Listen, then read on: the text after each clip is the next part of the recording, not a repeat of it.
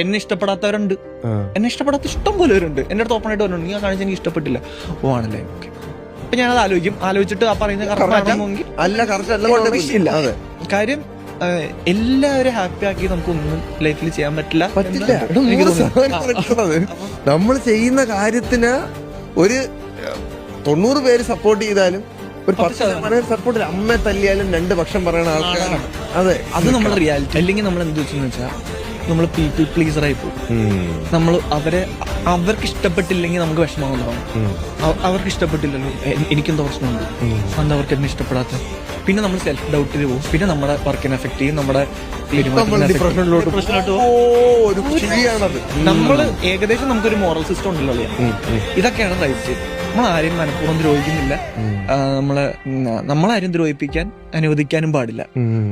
ആ ഒരു ന്യൂട്രൽ പരിപാടിയിൽ പോയി കഴിഞ്ഞാൽ അതിലുണ്ടാവുന്ന ശത്രുക്കളും വരട്ടെ, അതിലുണ്ടാവുന്ന നേട്ടങ്ങളും വരട്ടെ.